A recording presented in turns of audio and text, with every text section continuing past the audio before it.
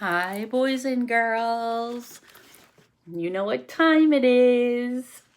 This has become my most favorite time of the week, other than posting other videos to all of you. Really has become my most favorite time. So we left off on chapter 12. And you know that a good reader is a good thinker. And one of my dogs, sorry, hold on. Chloe Bell. Chloe. No. Chloe Bell. I just sent a picture on Remind. I'm in our guest room and the 4 dogs are right here with me. I should try to show you on this video as well. Watch, I'll show you. I'll try to show you. Here we go. You ready? Look, there are my 4 dogs. And Chloe was just trying to get at that box of granola bars. No, Chloe, good girl. They know how much I miss you, my friends. All right, so we're going to keep reading. I'm going to take off my glasses. I know you guys aren't used to me not having my glasses on, but when I'm up close, I don't need them, and it's actually harder for me to read up close with my glasses on, so I'm still the same Miss Carlson that you know and love, right? So let me take off my glasses, and that way it's easier for me to read. All right, so we left off on chapter 12, which was a new chapter for us, and I kind of read over it pretty quickly, but you know, a good reader, a good practice is to go back when you've had a little bit of time in between reading, and so I'm going to go back a little bit and try to remember where we left off, and then we'll keep reading from there. I think I'm only going to read a couple chapters a day. Like maybe I'll put up 2 chapters a day and you can just read along or listen with me when you have a free minute. Okay? Even when you get into bed at night, you can just pop it on if you have a device with YouTube. So let's see. We left off on chapter 12 and I'm going to go all the way almost back. I'm going almost back to the beginning. So they went to Gertrude's. Oh, I remember. See, you got to remember where you left off. We were at Gertrude's Pets, and Otis was standing in the middle of the pet store, and he was strumming his guitar, and he had on cowboy boots. Do you remember that? And all of the animals, quite unexpectedly, in my head when I was reading that, I was like, what? All of the animals were out of their cages, and they were like mesmerized, right? They were like frozen like statues. And then when Otis turned off the music, everything was a debacle. You know that word, huh? Is that one of our words? Is that like a Miss Carlson word? Do we use the word debacle a lot? Yeah, it was a debacle. And so then Opal and Otis were trying to like get animals back into cages. It didn't matter which cage, as long as it was a cage. And then Opal was like, play your music, play your music. And then as soon as Otis did that, all of the animals froze again, and she was able to pick them up and put them away. Do you all remember that? Yeah, show me yes. Good job. Oh, I want you to be able to add on, but we can't, right? But if you have any questions, or if I ask a question, leave it down below, and I'll see it on this video, or you can leave it in our class, our Google Classroom underneath this video. Right? So if I ask you guys any questions, or if you want to have any book talk, post it underneath this video. Wouldn't that be cool? All right, so I'm going to only go back a couple pages in chapter 12. And so it said, and remember, I just kind of read quickly. I'm not in character. We know that the narrator is Opal, and we're not reading from Opal's point of view. I'm just reviewing very quickly for my own brain. So it says, Sweetie Pie Thomas was waiting for me right out front. I seen that, she said. She stood there and sucked on her knuckle and stared at me. Seen what? I said. I seen all them animals out of their cages and keeping real still. Is that man magic? She said. She asked. I'm on page 84. Kind of, I told her. She hugged Winn Dixie around the neck, just like this grocery store dog, right? Right, I said. I started walking and Sweetie Pie took her knuckle out of her mouth and put her hand in mine. Are you coming to my birthday party? She asked. I surely am, I told her. The theme is pink, she said. I know it, I told her. I gotta go, she said all of a sudden. I gotta go home and tell my mama about what I seen. I live right down there in that yellow house. That's my mama on the porch. You see her? She's waving at you. I waved at the woman on the porch and she waved back, and I watched Sweetie Pie run off to tell her mama about Otis being a magic man. It made me think about my mama and how I wanted to tell her the story about Otis charming all of the animals. I was collecting stories for her. Aw, maybe you guys can collect stories for me, right? We can collect stories for each other. We would have one really big, long class meeting if we did that. That would be cool because we all love to talk and collaborate, don't we? I would also tell her about Miss Franny and the bear, and about meeting Gloria Dump and believing for just a minute that she was a witch. I had a feeling that these were the kind of stories my mama would like, the kind that would make her laugh out loud, the way the preacher said she liked to laugh. Okay, so now I'm going on to chapter 13. I'm on page 87. Me and Winn Dixie got into a daily routine where we would leave the trailer early in the morning and get down to Gertrude's Pets in time to hear Otis play his guitar music for the animals. Sometimes Sweetie Pie snuck in for the concert too. She sat on the floor and wrapped her arms around Winn Dixie and rocked him back and forth like he was a big old teddy bear. And when the music was over, she would walk around trying to pick out which pet she wanted. But she always gave up and went home because the only thing she really wanted was a dog like Winn Dixie. After she was gone, I would sweep and clean up and even arrange some of Otis's shelves because he did not have an eye for arranging things, and I did. And when I was done, Otis would write down my time in a notebook that he had marked on the outside, and he had it one red leather collar, one red leather leash. And the whole time, he did not in any way ever act like a criminal. So as I'm reading, boys and girls, I'm thinking about how I'm a little bit jealous that Opal and Winn Dixie have a schedule because I miss our schedule.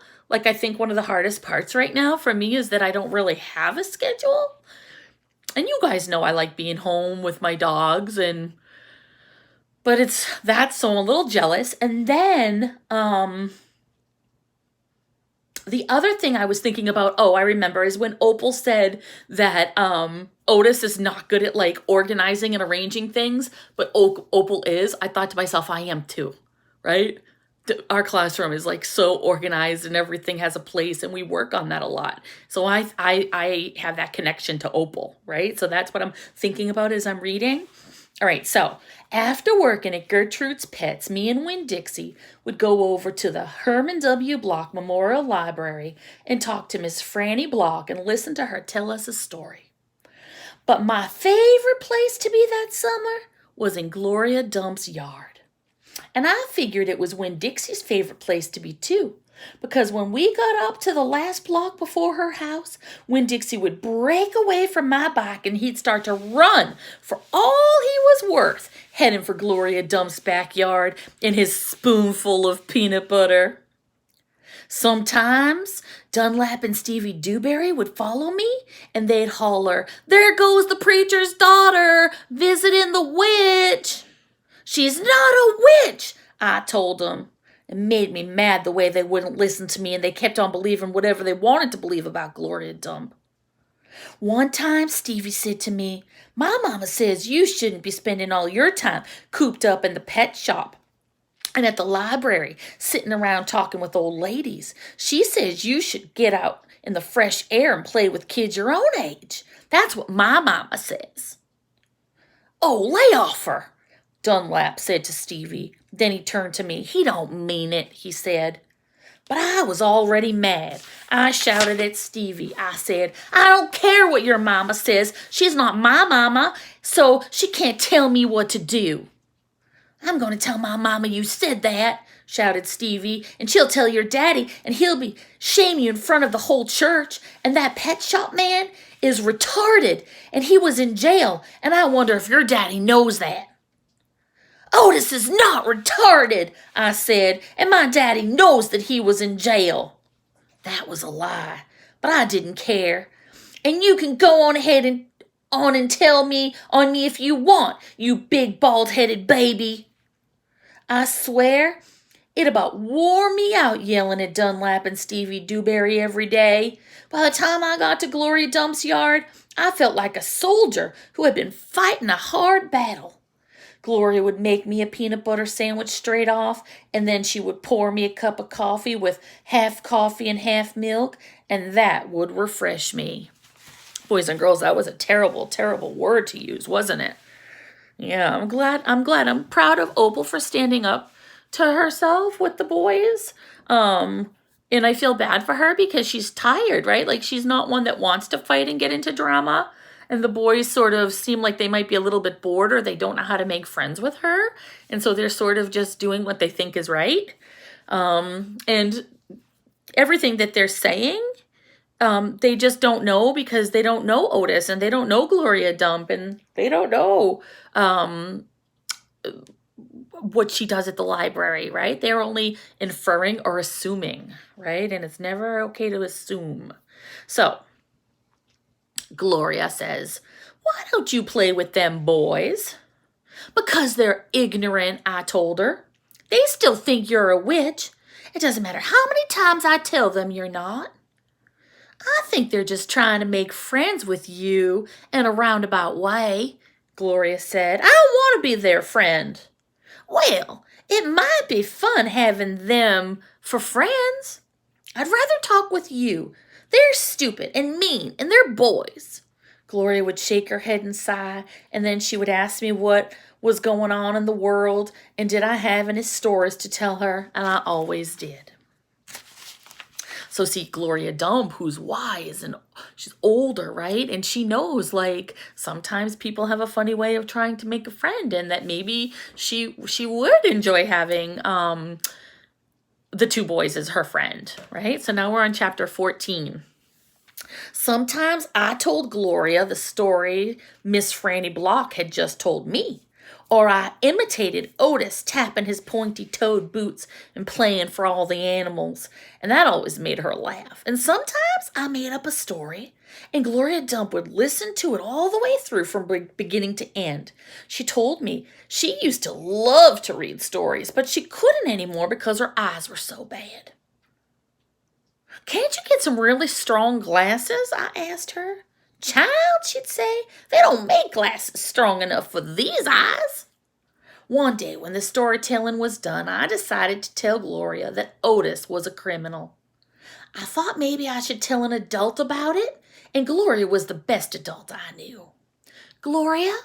"Mm-hmm. You know Otis?" "I don't know him, but I know what you tell me about him." "Well, he's a criminal. He's been in jail. Do you think I should be afraid of him?" "What for?" "I don't know. For doing bad things, I guess. For being in jail." "Child, let me show you something." She got up out of her chair real slow, and she took hold of my arm. "Let's the two of us walk all the way out back of this yard." I'm going on to page 94, my friends. What do you think? Are you making a prediction?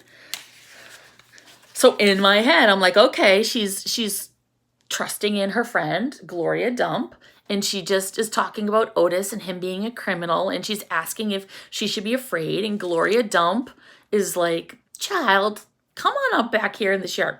What's she gonna show Opal back there in the yard? I don't know. Maybe some plants that she's grown, or I don't know. Maybe something about being a criminal? Let's find out. Page 94.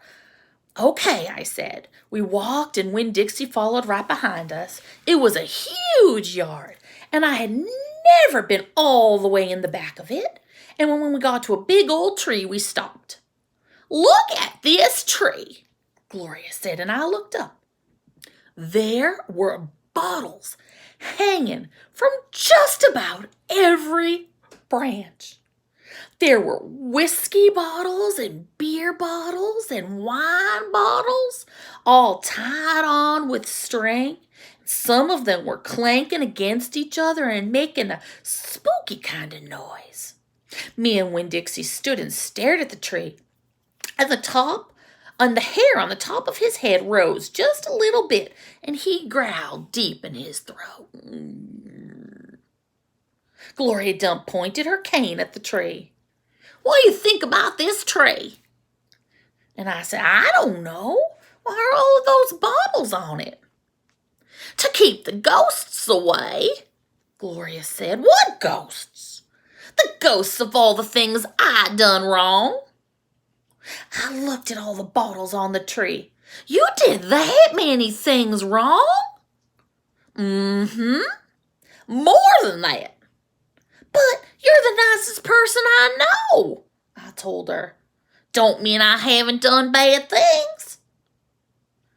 There's whiskey bottles on there. And beer bottles.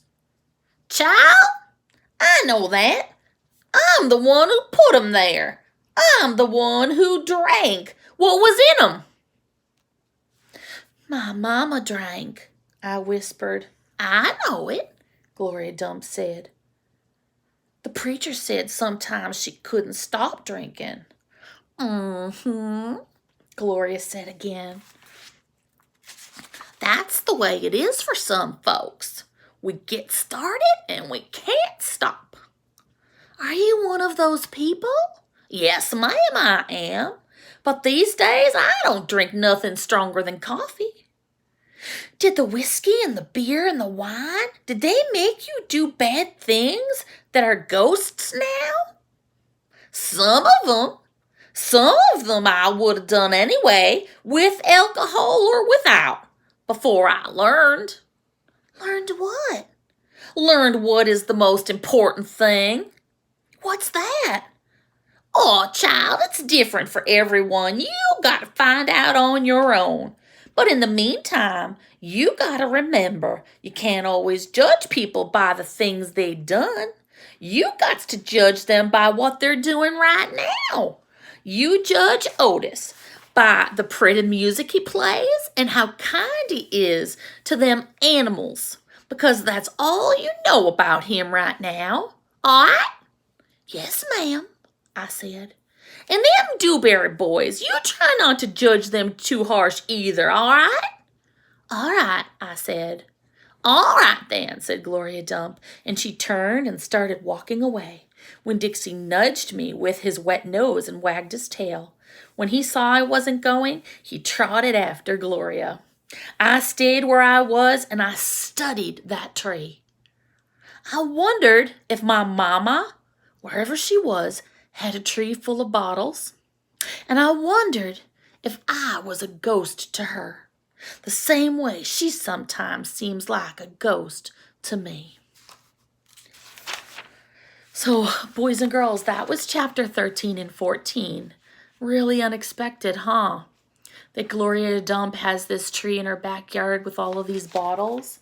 If you go online and Google it, there have been some pictures and some images posted of these trees.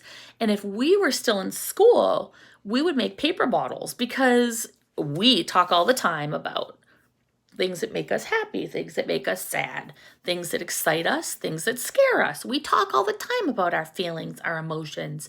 And we talk all the time about how, I don't know about you, but I make a million mistakes a day. And so we would make mistake bottles. And we would make a big paper tree on our wall, and we would hang our mistake bottles. Maybe that's something that we can do when we get back to school, right? And so think of mistakes. So let me think. Gosh, I make a million mistakes a day. I probably made a mistake leaving the granola box on the floor so that Chloe could get at it. Shouldn't have done that.